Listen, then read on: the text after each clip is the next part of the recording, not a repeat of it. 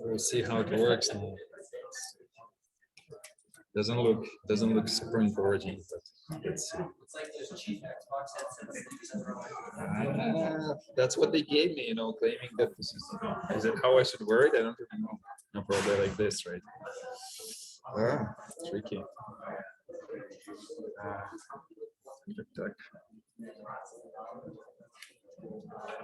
Okay, does it work? I mean, so last time someone said, okay, they have a hard time hearing me in the back. So the university support gave me this device. Is it any better? A little bit up.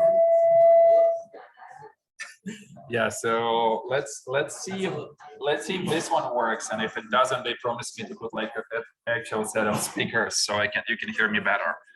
I mean, it's a little weird, I agree.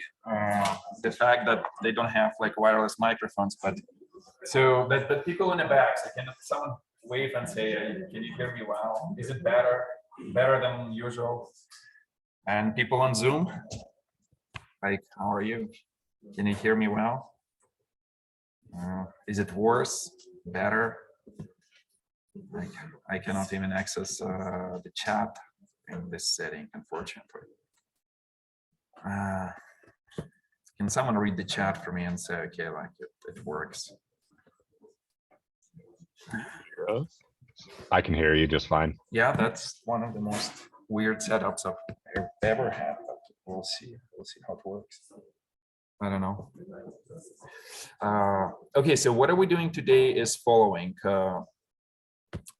Again, so, but actually, if I ask you a question, what would be your guess? So what shall we do until the rest of this class, until the whole semester? We learned MIPS assembly. What do you think we're gonna do now? More assembly?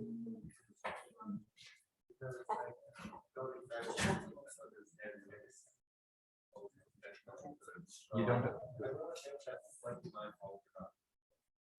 No, hold on. Like you will learn chapter 2 and MIPS assembly, and partially with homework assignment, partially maybe watching the lectures again. But if what do you think the goal of this class will be? Like, what do we want to achieve by the end of it?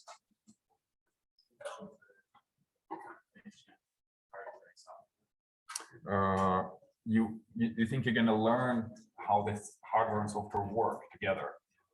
I agree. So, I mean, our end goal, and let me just emphasize it again, to be able to learn how to make judgments about performance and ideally security of the machine which you're using, right?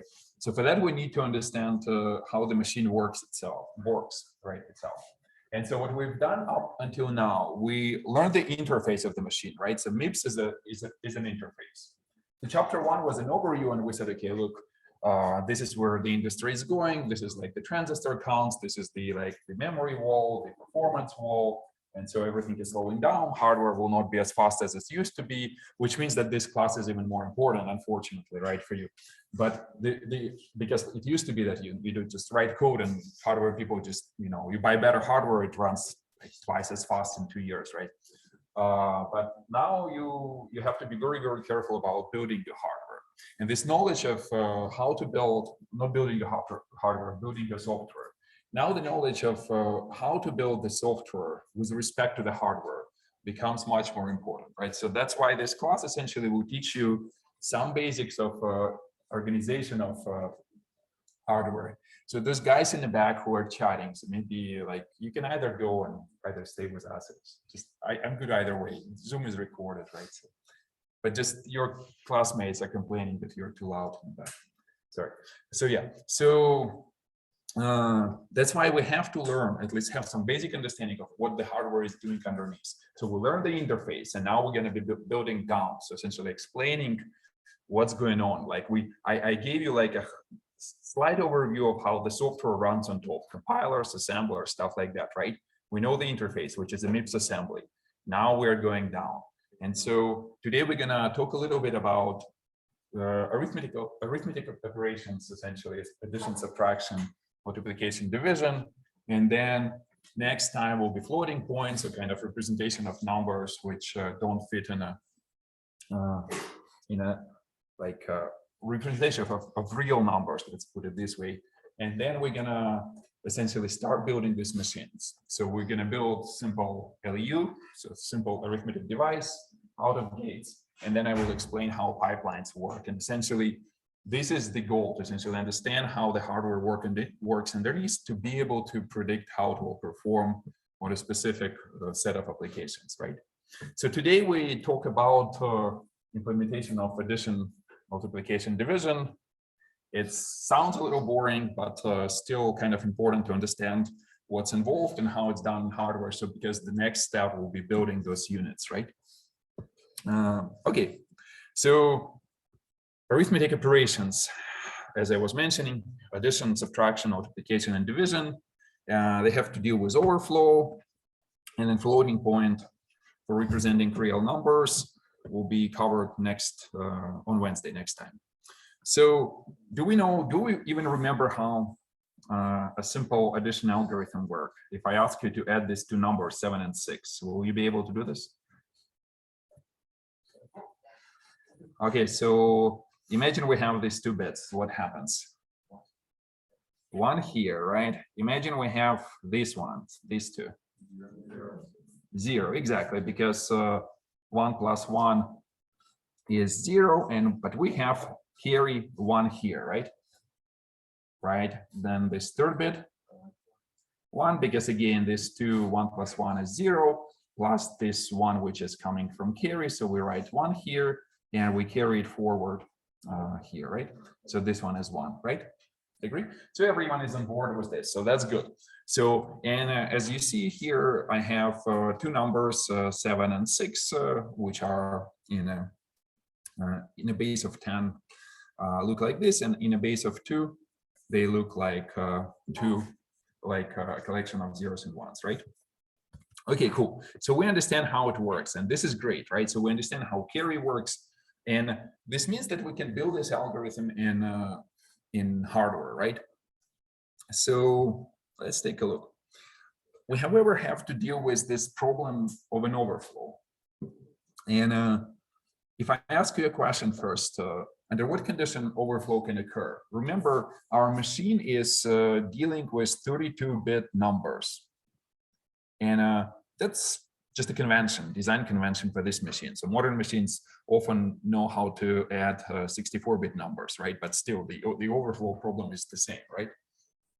So imagine you adding two numbers, A and B, right? Under which conditions you might encounter an overflow, meaning that the result, despite the fact that the arguments of these additions were all fitting in 32-bit registers, the result might not fit. Simplest. They're both the biggest number that a 30-bit number can hold. Yeah, the simplest is so that if they are all ones, obviously the result doesn't fit, right? And how do you think we're going to detect this overflow with an algorithm? Checking if they initially were 0 with the sign, and they end up 1 as the sign.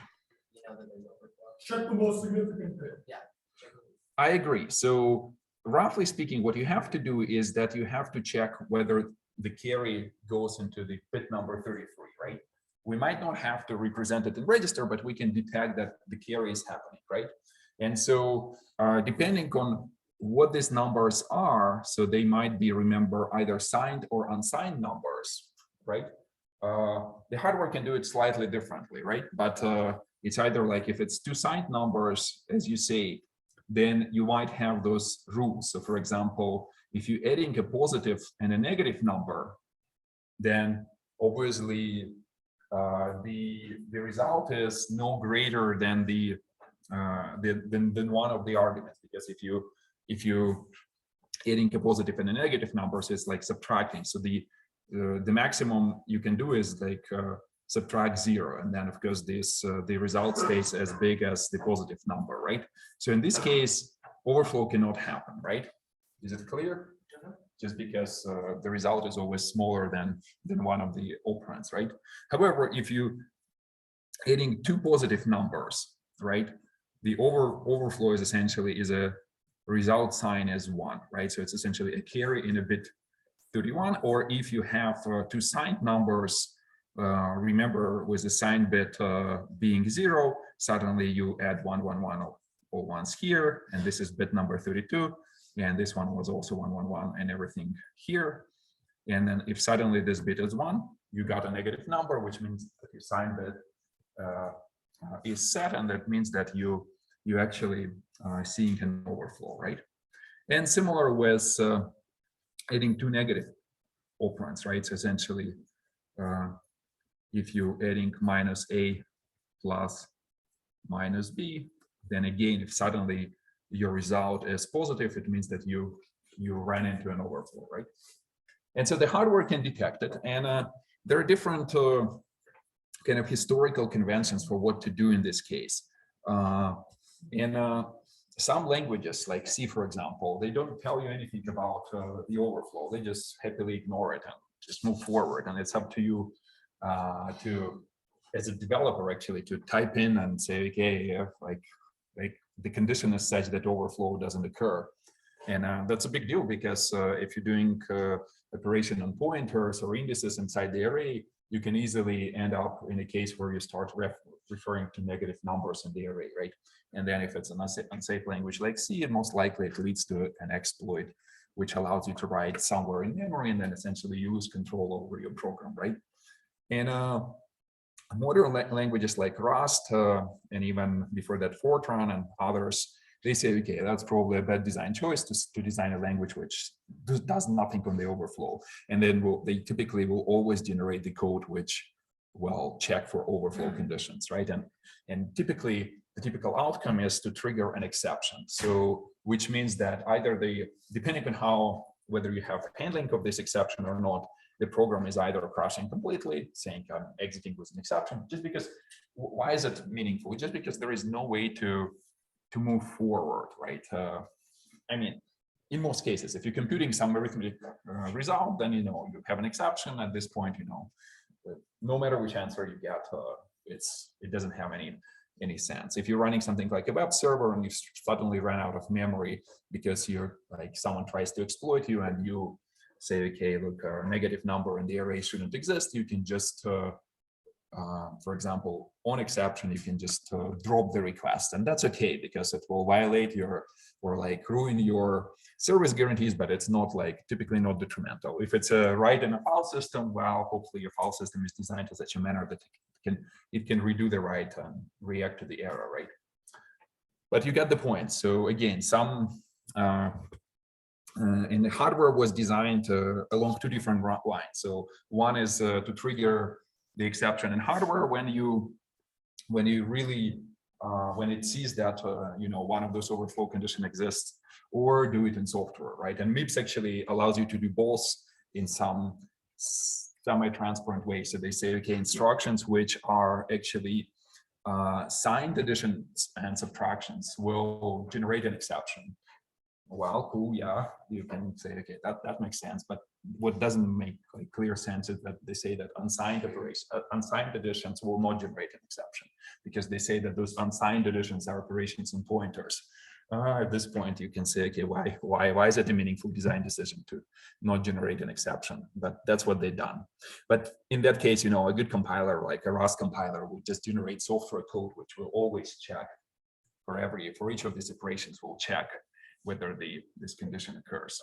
And I mean, it will hit your performance a little bit, right? Obviously, because there will be a couple of instructions to check. Okay, cool. So how would we do integer subtraction? And you can either encode a direct algorithm like in a grade school, right, with borrowing and stuff, Or you can say, well, what if I just will be adding -6?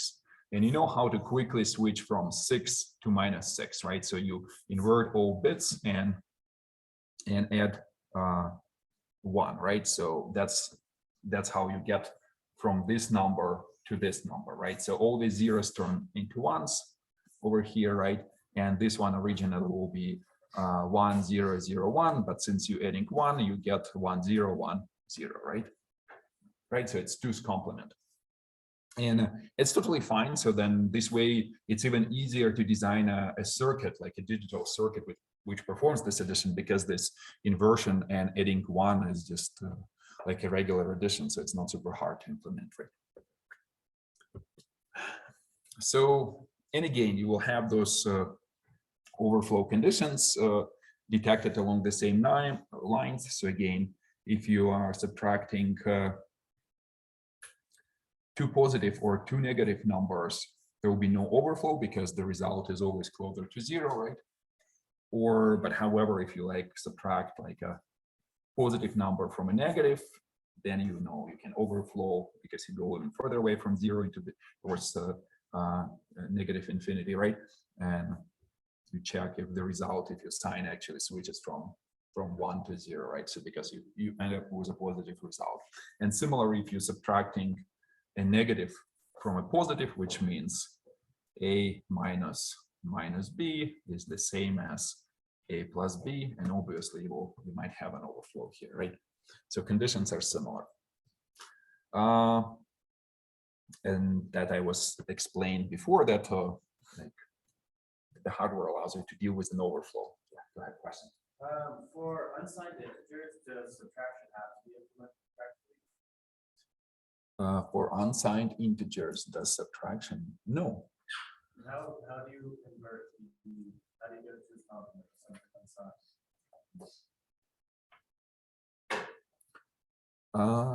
How for unsigned, but the 2's complement is the same. So these 2 numbers are actually that's the magic that it works, but it suddenly becomes kind of, you can say that it's signed, right? But you can do the same trick, right? So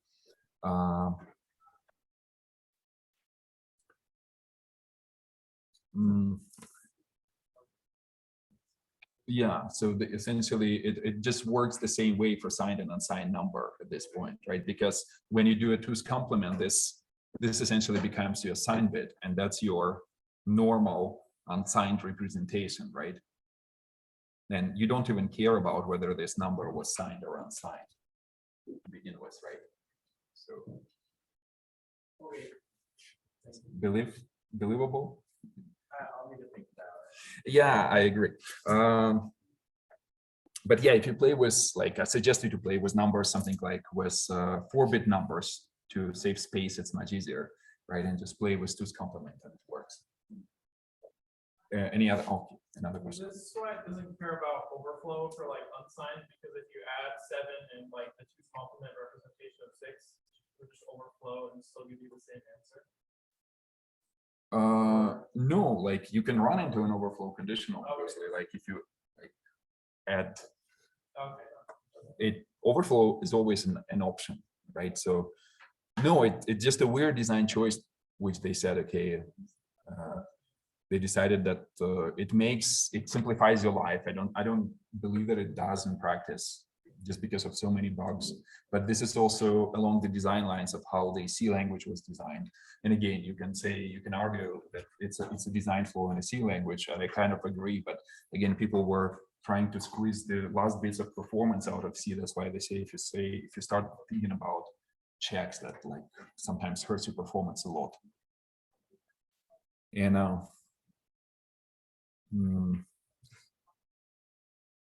I believe that, yeah, I believe that the Steiner design choice is always trigger exception on any addition or subtraction, just because it's in operating systems or in any systems code which you write in C++, like when you have to reason about low-level pointers or something, and you always have to check whether the addition to a pointer overlaying will overflow it or not, or underflow it, right? Because, or if you subtract, right, you can always like run into like the end of the address space. So you have to be careful. Any other questions? Good.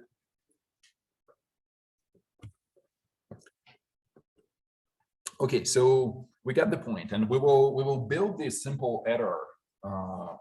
I think next week, like along those lines, out of gates, right? So it's a lot of fun how it works, but the base algorithm will be just the same carries, essentially 0 and 1, carry nothing, 1 plus 1, carry something, right? Okay, let's take a look at multiplication. So multiplication is a little bit more involved, right? But follows kind of the same rules, right? So let's just quickly remind ourselves how it works, right? So kind of grade school algorithm, you have 2 arguments. One is called multiplicand and multiplier, these 2, right? And that's how you compute the product. So essentially what you do here is you're multiplying this 1 by all digits of the multiplicand, and you get 0, 1 by 0 is 0, 1 by this 0 is 0, 1 by this 0 is 0, and 1 by 1 is 1, right? And this multiplication will work the same in both systems, with a base of 10 and with a base of 2, right? The same algorithm will work. And we can actually, we don't even know, we can pretend that this is either works in a system of with the base of 10, and just the example uses zeros and ones, right? Or it actually is a power of 2 system, right, in which the same algorithm works. Then you take essentially, you go digit by digits. You take this one, 0, multiplying by all digits of multiplicand. Again, get all zeros here. Take these zeros, and since it's you always shift this to the right, right? Again, all of digits give you all zeros, and this finally you take this 1, and essentially 1 by this 0 is 0, 1 by the next 0 is 0, next 0 is 0, 1 by 1 is 1, you have it, and then you add all of them, right? Because like why do we shift here? So what does this shift mathematically means? Let's say a system base of 10.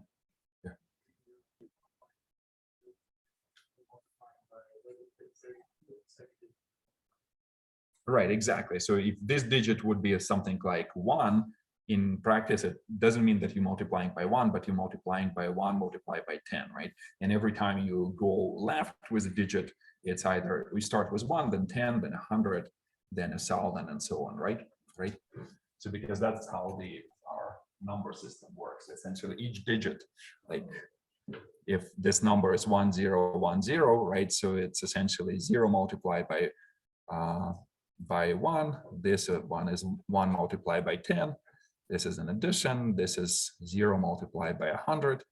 This is yet another addition, and this is like 1 multiplied by 1,000, right? Agree? Sorry. So if I ask you a question, so it's clear the grade level, the grade school algorithm is clear.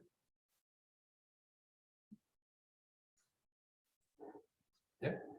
Okay, if I ask you a question, so can you come up with an algorithm in hardware? And when I say like algorithm in hardware, it's very much like writing an algorithm in C, right? So or C++, because many things which you can do in C and C++, like modular data structures, you can encode in hardware, right? So imagine you have all this arithmetic operations and stuff like that. So how does this algorithm really work? So if I ask you to write it in C, so how would you write it? Every time that the multiply and like has like a 0 as a logic shift left or something like that, and then every time that there's a 0, the whole fire shifts to the left 1 bit. You do something with that. Yeah, that kind of makes sense. So what you're saying is that you're taking, imagine this is your some intermediate result, right? And you're saying I will be first taking this bit and just essentially, by the way, it's a little bit easy to do this, because in a binary system, you're multiplying by either 0 or 1. So it's either you adding all zeros to this previous results, or you adding the multiplicand itself, right? So there are only two options, because there is no real multiplication here. So in a base 10, you can have something like 7, and then you for real have to multiply, right? But you don't have to, it's just here, right? And so essentially you say multiplicand, if you have it somewhere in some register, right? You can say whatever, it sits here, right? And you're taking this bit. If it's 1, you just add to this result, which you can call a product, right? And then you say, look, what if I now shift it by one bit to the left, right? Then it will become 1 0 0 0 0, right? And you do the same trick, and you say, okay, if it's a 0 itself, then I don't add anything, right? Because it's already zeros. If suddenly, you keep shifting like that, at some point it becomes 1 0, like here, 1 0 0 0 0 0 0, and this bit is 1, and you're essentially adding this thing which sits here 1 0 0 0, and then 1 0 0 0, and then 3 zeros, right? And then you're adding to this intermediate result. Is it clear, this intuition, that this is how you can do it as a series of shifts and additions? Right, and this is exactly what this hardware is doing here, right? So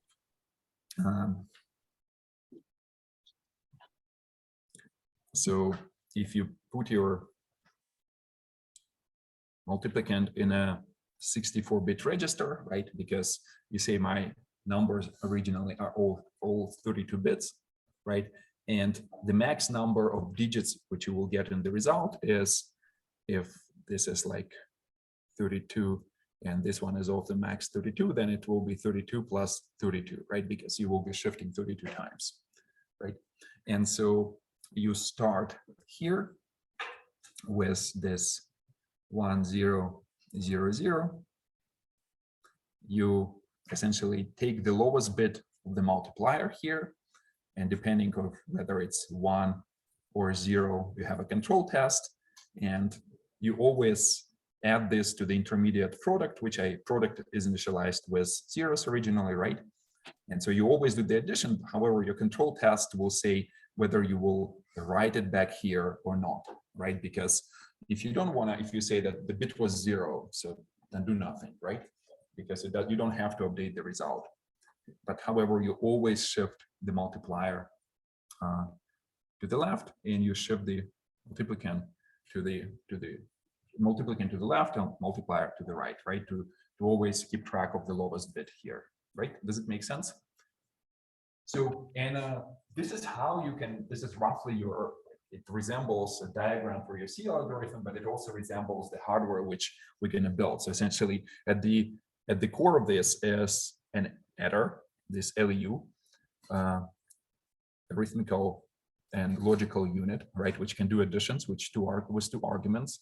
This one is 64 bits and this one is 64 bits. It always adds, right, with this carry algorithm, as we just discussed, and two registers, which also allow us to do shift operations, shift left and here and shift right, right? And a little bit of a control logic, right? The control logic should also count the steps, because you have to count how many times you do that, right? And if you did it 32 times, that's it, you've done. The product is there. Any questions about this one? Okay. Okay. Oh. How would you get the last bit out of it? I understand that you shift right to change it. How would you actually extract it onto multiply it? Hold on. Would you just have an offset? But no, wait. The bits of multiplicand are added to the product. Product originally is 0, right? So originally all zeros here. This is multiplicand. And this is a multiplier, 101. So this will be sitting here, 1 0 0 1. The hardware looks at this lowest bit, which is 1. It always adds multiplicand and to the product. The addition is always happening. It's just that this lowest bit decides whether this write is happening or not. And you can, like, it's an easy logic to say it only works when the write is, but when the bit was 1, right? You don't really care. So, and when you do that 32 times, that's the bit, the topmost bit of the multiplier is in the lowest position, right? Because you shift it, like at the very first step, you don't shift at all, right? You shift once and so on until like 30-second step of this algorithm. And this bit essentially decides whether the last write is happening. And after that, since you counted how many times you did it, you say I'm exiting and the product is ready. Okay, that's good. Any other questions? Yeah, go ahead. So if the number is like 1, then it's still going to go through all the zeros and add a 0. Right. No, and I will show you in a second a slightly more optimized algorithm, but you're right. So it's somewhat inefficient because all these steps are happening. And why do they happen? So in a real language where you're executing instructions, you would put an if condition and say, if it's a 0, just skip, don't even multiply, right?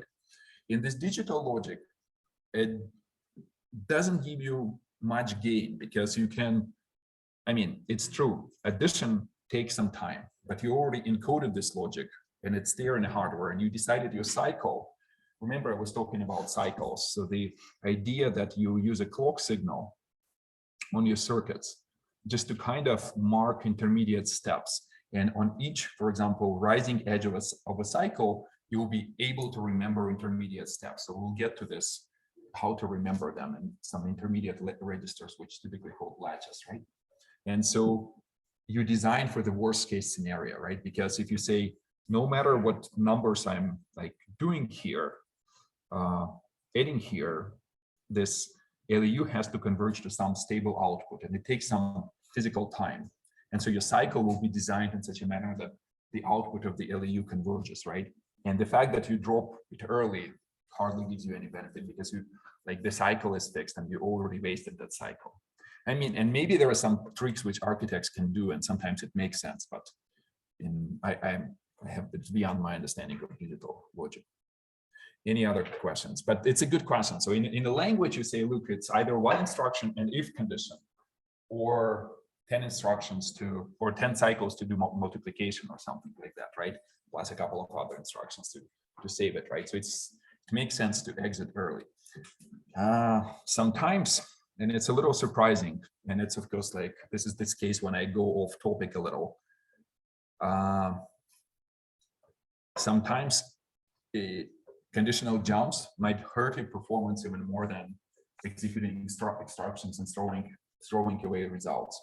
You will see maybe later in this class, I will show an example. But just because jumps are themselves, they have to be predicted by the hardware, the output of the jump. And if the hardware mispredicts, cannot make a reliable prediction, you just have to throw away the results which were mispredicted and executed actually. Okay, so we good with multiplication. So if I ask you a question again, imagine like this naive algorithm, how many cycles will it actually take? And I mean, it's all abstract, so we never really talked about it. It's just like, let's assume in some hypothetical space, since we agreed that it takes, this loop takes 32 iterations to finish, right? And imagine this takes a cycle to shift, LEU takes a cycle, 1 cycle here, 1 cycle to add, and 1 cycle to essentially update this product register. How many cycles total to just do multiplication?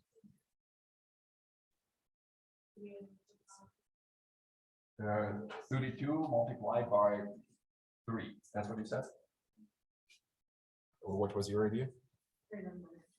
Yeah, so because, so no, roughly speaking, so but 32, if we multiply 32 steps by 3 plus some maybe boundary conditions, it's already like, what is it, 96, right? So it's a lot of cycles. And I was claiming that actually multiplication can be done under like 4 cycles, right?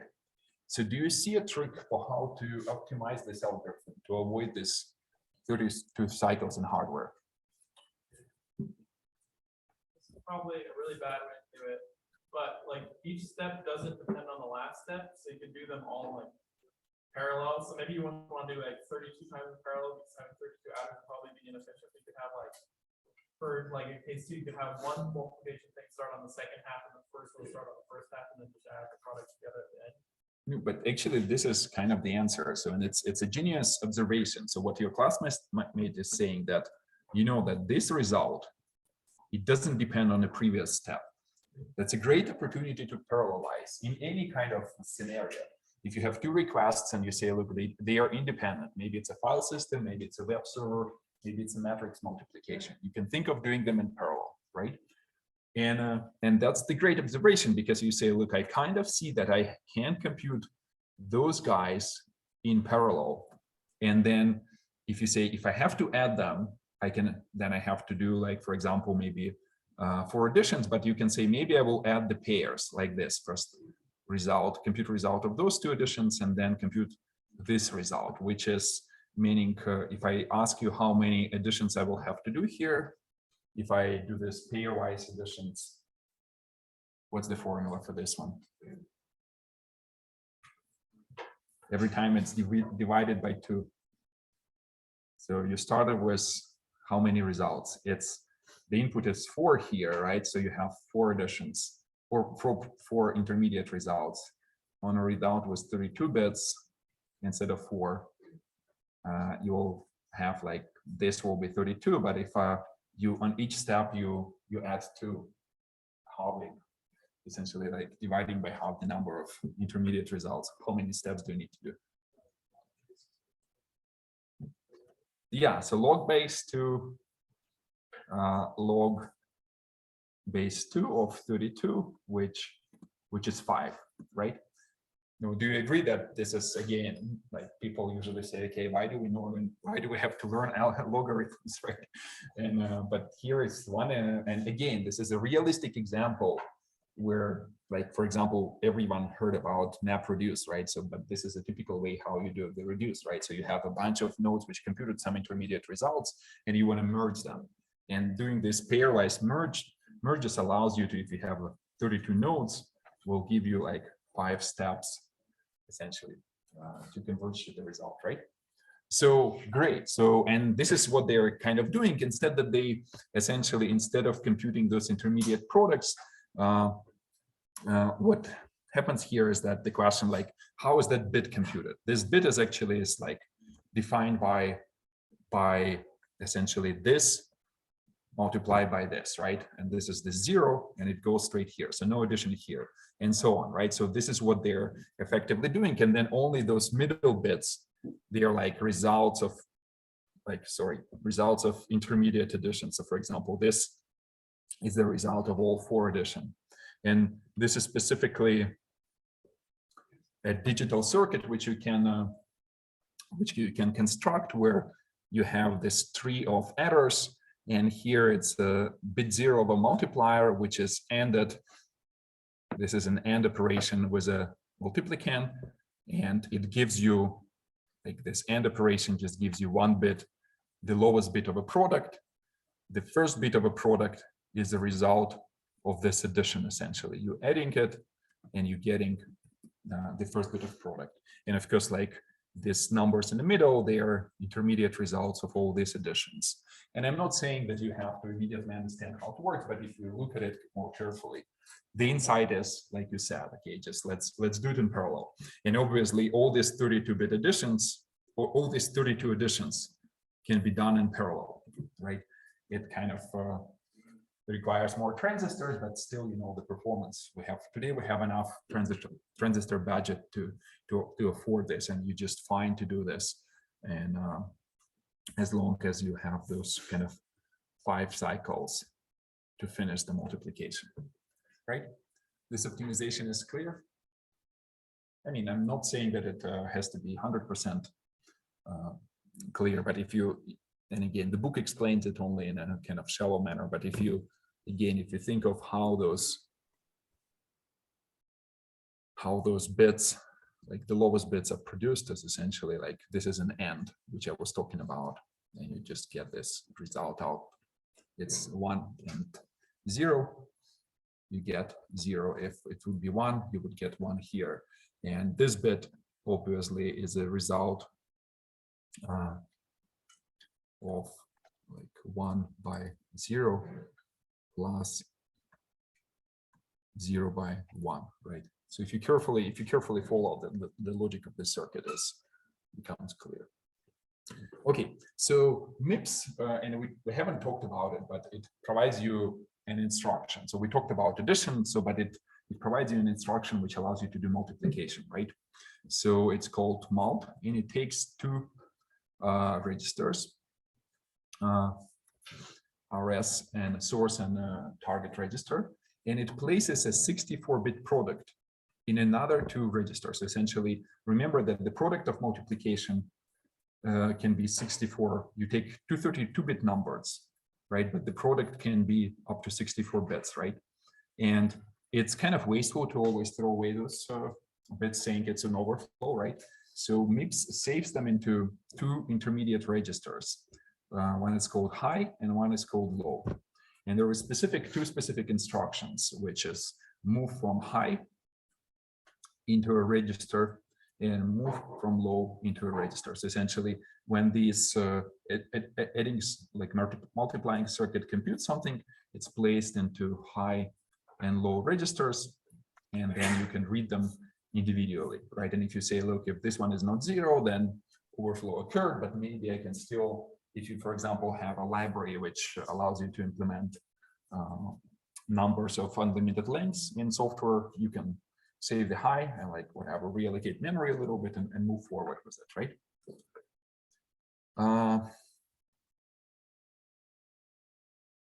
So any questions about this, about multiplication?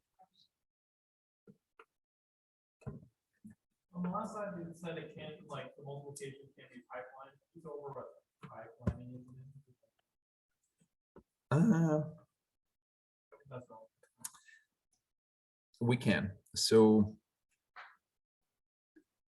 the idea here is that imagine you have a code which multiplies multiple numbers, and we didn't talk about pipelining at all yet, so I don't really know how well you understand it. But imagine you have multiply A by B, and there is another one in a pipeline which multiplies C by D, right? And imagine, let me change the color here real quick. Imagine that this can be done in one cycle, right? Why not? Because we design our LUs, so as I was saying, you know, everything converges to a stable output by the end of the next rising edge, where we will remember the output, right? So we can start doing, in cycle 1, we can start doing multiplication of A and B and compute this thing, right? Save all the intermediate results here in some registers, intermediate registers, right? In cycle 2, this blue will be processed here, right?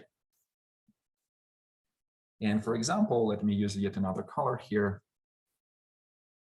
Imagine that this sum, which is green, C and D, is the next instruction, or maybe the pipeline reorder them. We'll see how this reordering is happening. And so in the second cycle, we can start working on green and start working on this part of the green addition, right?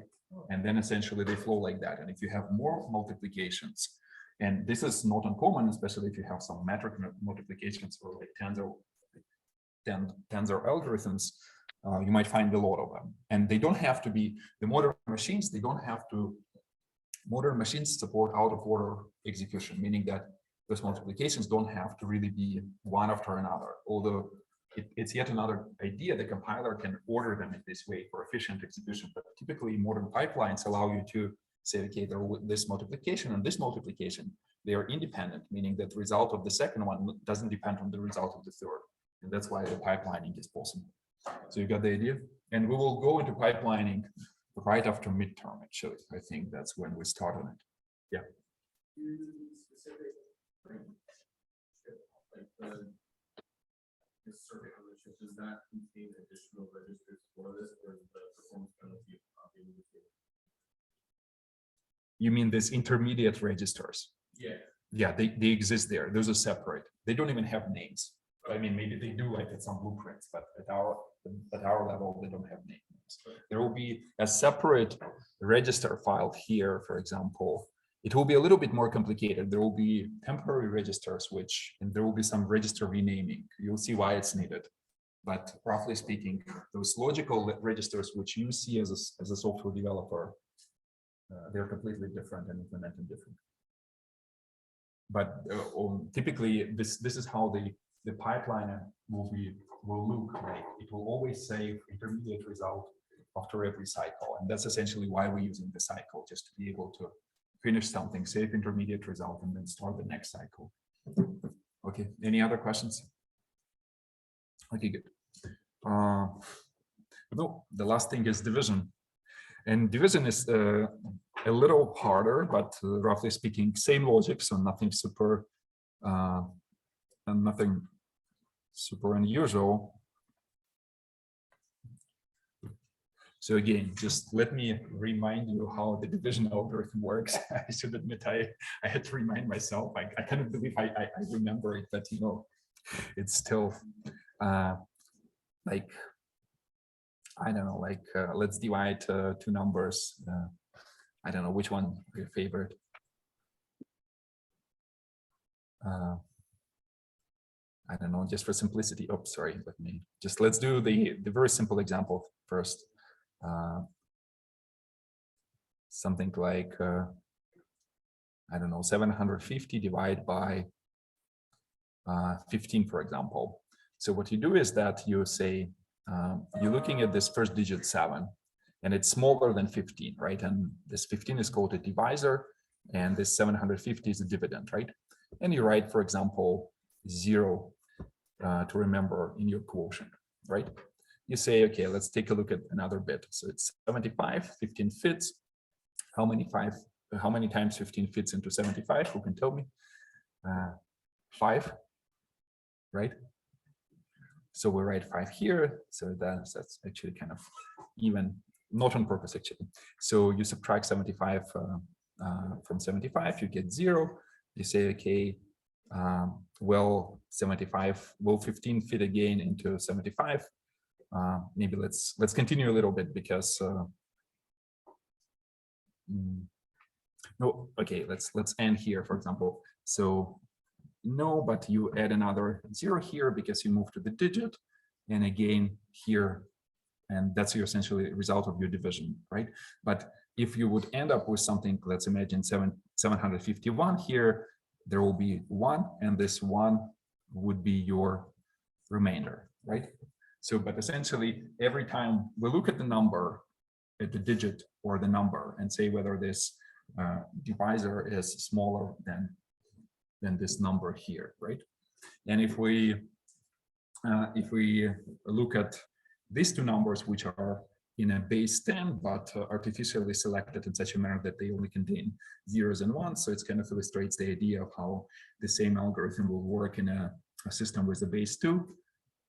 We do the same operation, right? So you say, if this one is greater than 1, no, we put 0 here.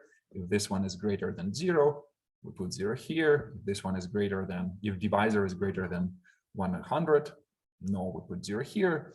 And finally, if divisor is greater or less than 101, at this point, the answer is yes, right? And there is no harm to put those zeros. I just illustrate that the algorithm can work uniformly, even if you start from here. Those zeros they don't have just like left extending with zeros, doesn't matter, right? At this point, you say it's 1001 minus 1000. The result is 1, right? And you're putting 1 here because that's exactly how many times this 1000 fits into this 1001. Right? If it would be something like 7001, you would put 7 there, right? But again, in our artificial example, it's only zeros and ones, which again will simplify the implementation of this algorithm in a binary form, right? At this point, those zeros become significant. You say, look, is this 1 greater than 1000? You say no. You add this 0 here, and okay, taking this number from here, looking at it again, you say no, it's again 0 here, taking this 1 from here, and so on. And then you say, look, this is number 1010. It's greater than my divisor 1000. So I do the subtraction at this point. The remainder is 10, and I put how many times it fits into, how many times 1000 fits into 1010, right? So kind of that's what we were taught at, again, in our elementary school. And the core of the algorithm is essentially comparison and then subtraction, right? And it's almost like I have some intermediate value, and I keep comparing, right? So let's take a look at it slightly different, in a slightly different form. So here, again, imagine we have 2 registers, right? And the way I'll do that is that I will, it's a 32-bit, again, imagine it's a, it's unusual, but imagine I wanted this register to contain 8 digits, right? And this register to kind of put 8 on top, right? So it will illustrate how we will deal with 32-bit numbers. So essentially, we'll use a 30, if our input is 32, then we will initialize, like we will put our divisor in a 64-bit register, but we will put it into the left part. So if this is the divisor, it will go over here, right? And this initial quotient will be 0, but we will initialize this register with a remainder, and that will contain our dividend, right? So this 1 0 0 1 0 1 0 will be sitting here, right? And this is what I'm illustrating here. So this is the initial remainder, which got the value of the dividend, and this is my divisor, which went into the lower left part of this longer register, right? And I will be doing exactly the same in hardware. So essentially, I will be doing a comparison. I would say, okay, is this number greater than this number? And the answer is no. So I will put 0 into the quotient, right? And I will be shifting this number to the left, right? And like if I would be dividing by one shift is enough to start to say, okay, look, it's already like, or in this specific example, 2 shifts will be enough to get to the point when this result is greater, right? But in this case, we keep shifting for a while, and that's why we populate the zeros in the quotient, right? Until we reach the case in which this is the value of this register, which was initialized with the divisor, and this is my remainder, and we say in the remainder at this point is greater than the value in this register, right? At this point, we say, look, let's remember 1 here, do the subtraction, right? And essentially keep going like this, right? Is it clear? No? Yeah. Division kills you. What's not clear? I don't understand, like, why you do the shifting. Are you saying, like, you're doing this for it's like greater than 30 something? Say again. So I did look. Hold on. Why do it? Like I shift this one to the right, right? It's just to detect the base, the highest base of the digits, in which the number becomes smaller than my divisor, right?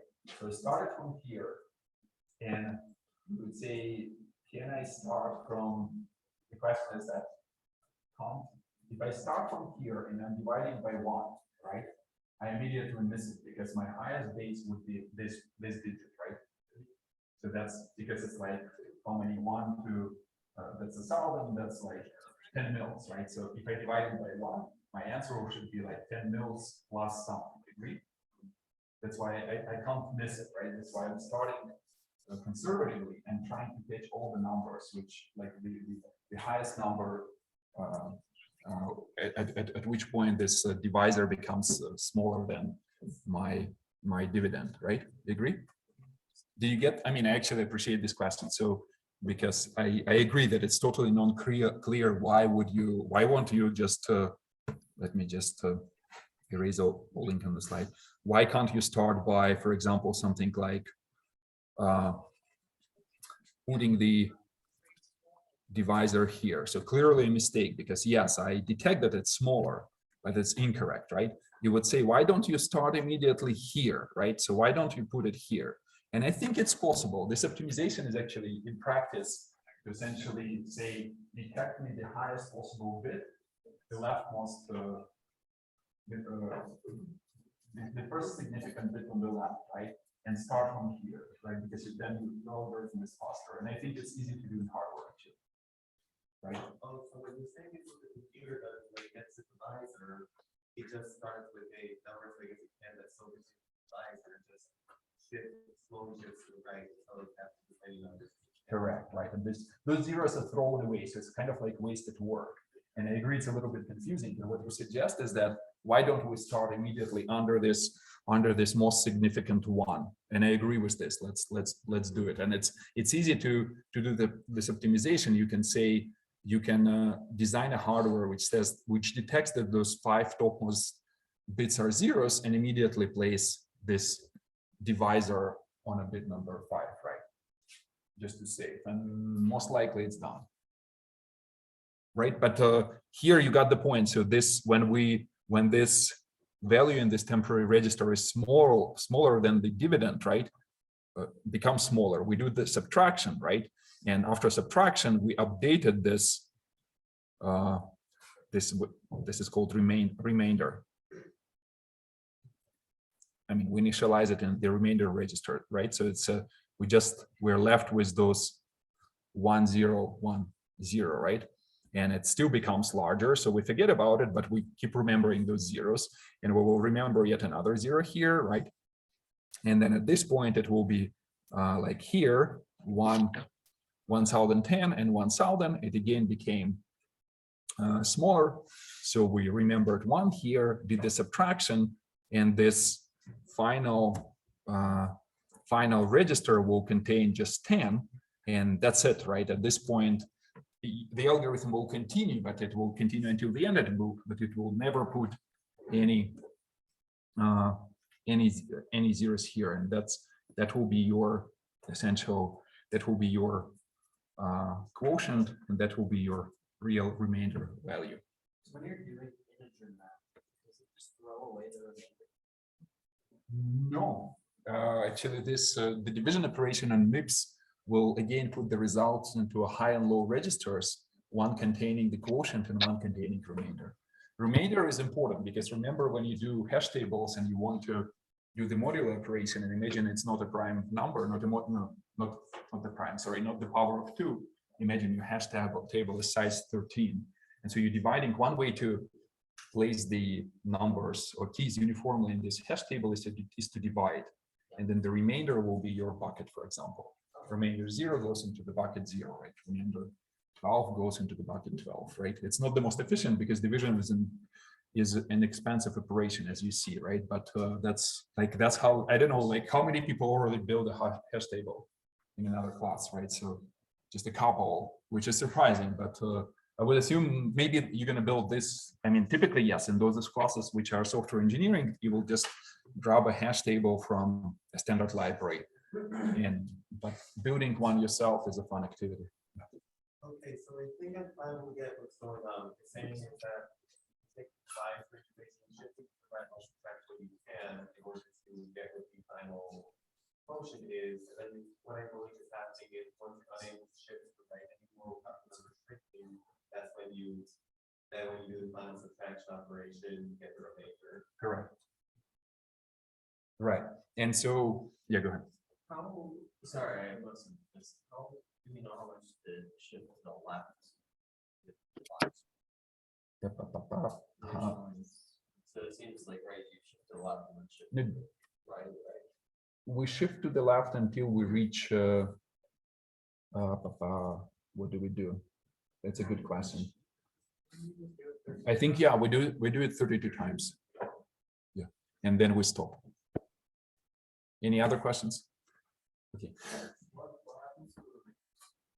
It's saved in the register. As I said, and I was trying to explain to your classmate, it's a useful number for hash tables, for example. So sometimes you throw it away, you don't care, but sometimes it's useful and you just do the division to find the remainder. So it's saved in the register. I'll show you in a second. Any other questions? All good. So, but now by looking at what's going on, you can again, similar to how we did multiplication, you can come up with the hardware piece, right? Which will essentially will perform this operation for us, right? And here I have another table, but I think at this point we kind of understood how it worked, right? So I don't want to go over it, right? And this table is there in the book as well. Let me just tell you how to read it. In this example, it's two numbers, and they say that instead of 32 bits, we'll be just using 4 bits. Everything is in the power of 2. So the 7 becomes 0, 1, 1, 1, and 2 becomes 0, 1, 0, right? And so your quotient initially is initialized to zeros, obviously. Your divisor, as I said, remember, this is, since it's 4 bits, we assume that it's just a 4-bit number. So our total register is 8 bits, right? And you place the divisor in the left part of the register, the top 4 bits here, right? So this goes here, and the remainder is initialized with your value here, which is 7, right? And that's essentially like how you do this comparison, right? So you essentially say, okay, is my divisor greater than remainder? And you say, well, I do the subtraction and I will check for the sign of this bit. Well, sorry, the sign is negative, but for us humans, it's obvious that this number is larger, right? This number is larger than this one, right? But for the computer, it's not obvious, so it will blindly do the comparison. And you can either do this trick with saying denying a right, update to the remainder, or you can sometimes just to restore the original value, you say, well, let's add it back again. That's one way to restore. And essentially, that's what is done here. And so we essentially, we restore the original value here by adding these two numbers, and then do this shift of the divisor to the right. Again, continue in the step 1, step 2, step 3, right? So this guy gets shifted finally to the point when this number is, like in this example, this number is smaller or still larger, right? So we still what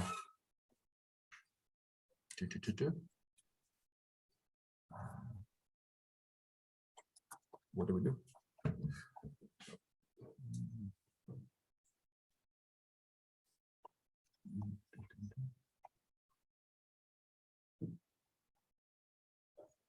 What? Oh.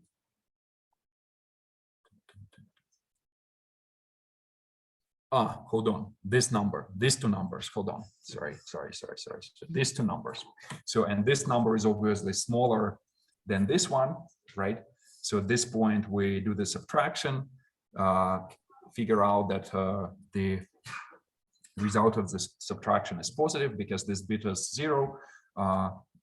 Remember this 1 into our quotient, right? That's the result of our that's the result of our subtraction. This one is still 1, 0, 0. So at this point, we say, like, again, shift one more time, do the same thing with this and this number, right?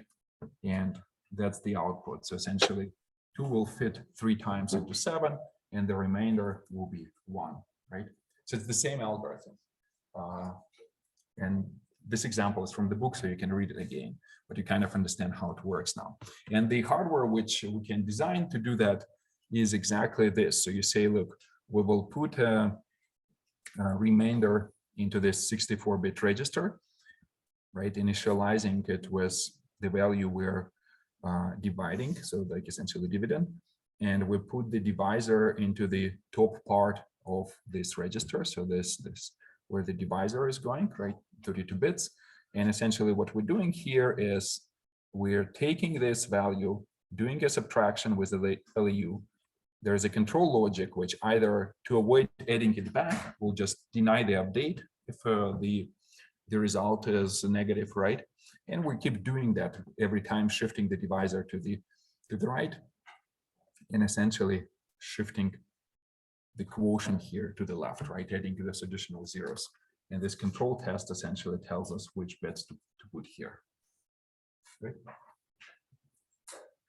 So division is just like multiplication, like on the hardware side, except like which way you're shifting. Kind of, but there is one important observation why division takes longer.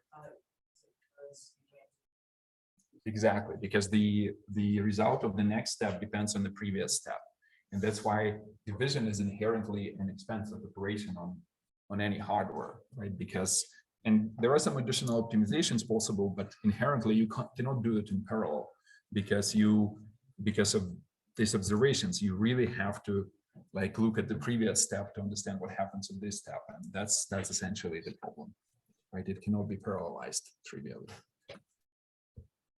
Okay, so division is expensive, and that's worth to remember. It takes like some number of cycles. Actually, I should probably at some point show you this, and I forgot I don't have a slide. So Agnar Fogg. So Agnar Fogg is a professor somewhere in I think in Scandinavia, and what he's famous for is for those instruction tables. So what he does is that he measures the cycle latency for instruction sets for each instructions on different CPUs. So he targets x86, but probably he has ARM. And what, for example, if we take one of the recent, for example, Intel machines, something like Ice Lake, right, and go and search for division here, for example. In those tables, he describes his methodology. So essentially, he tells you how he arrives at those numbers. But that's kind of interesting. And so his division on a 64-bit register is actually 15 cycles on a modern machine. Yeah, go ahead. Okay, so if I understand this right, addition, subtraction are pretty self-explanatory. Multiplication, the reason it's still able to be done quickly is numbers, separate numbers that don't rely on each other, and then run those in parallel. Correct. But division requires the entire number the entire time, so it takes many cycles. Correct. Right. So because the previous steps are dependent on the next step is dependent on the previous step. That's why you have to do it iteratively in a loop. And if you take a look here, how long multiplication takes. So again, 64 bits takes only 4 cycles. Again, that's the reason I bring it up, this table, is that I'm not going to ask you ever, but imagine you're doing a technical interview and someone asks you, okay, here's a C loop, tell me how many cycles it executes.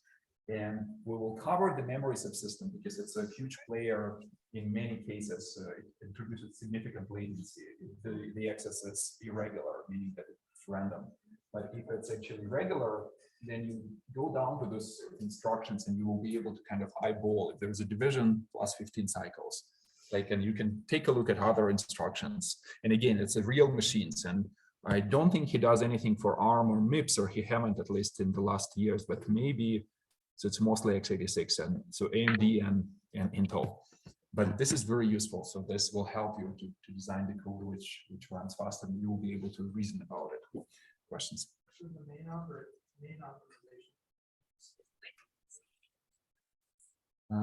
To be honest, I don't know. So I don't really know how the division is optimized. So by the cycle count, it looks like they can do multiple iterations of these additions in one cycle. But also, I've heard that they can. There was a tricky optimization which is mentioned in the book but not described, where you can predict the outcomes somehow and then use them, maybe like branch into multiple possible outcomes and can pre-compute them. But I don't know how it's done. That's a good question. So if you want me, I will go ahead and try to search, but maybe you can search yourself. Book doesn't unfortunately give you an answer. I'm pretty sure that there are, like, of course, if you start digging research papers on the subject of division, you can quickly arrive to those algorithms, and some of them will be very esoteric, but there will be a couple of canonical ones which are kind of easy to get, but I don't know them. Any other questions? Okay, so Agner fork, I will put a link, just again, useful. So this is the MIPS division in the instruction set. So essentially similar so to how we send multiplication, right? So two registers. And the result is placed in those high and low registers. So the high gets the remainder and 32-bit low register get the quotient, and you essentially can use this move from high, move from low to essentially to extract them. Funny part here, no divide by zero checking on MIPS. A little scary. Division by zero is undefined in mathematics because typical definition of division, if A is divided by B and it equals something X, then A should equals X multiplied by B, right? And if B is zero, there is no such X that which you can multiply by zero to give you back A. So at this point, the result of the computation is undefined, right? Again, like no matter what you output on a console or in a file, it just doesn't matter. It's just incorrect to mathematically, right? So again, MIPS insists on the fact that your compiler should be clever enough, or you as a developer, if the compiler doesn't take care of it, or you as a developer have to essentially check for zero and exit early. If you forget to do that, then you're kind of screwed. Okay, so today we actually are lucky to finish. So if we have any questions, one announcement. So I will move my office hours to Friday because it's the densest availability is on Friday. Oh no, actually, there are two availabilities. So let's quickly vote. So it's either Wednesday afternoon or Friday. So I would prefer Wednesday afternoon at around 4. Will that work for most people? 4 to 5, for example. Yeah, because Friday, then I don't have to show up to the office when I don't have to, right? Yeah, I don't have class. Okay, thank you, everyone.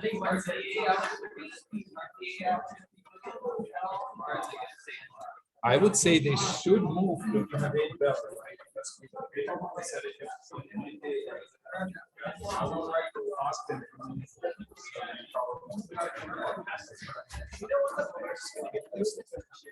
Today. Today, okay.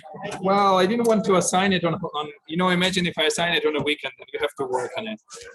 Yeah, we'll have to work. Do like Next week, someday. Next Monday, Tuesday. I think they said they are fine with that, yeah. But they didn't come back to you, so they asked me as a great idea, but let me. I asked them like, said no.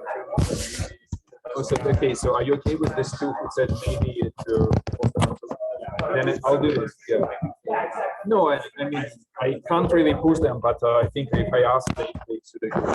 The people who said maybe, and I can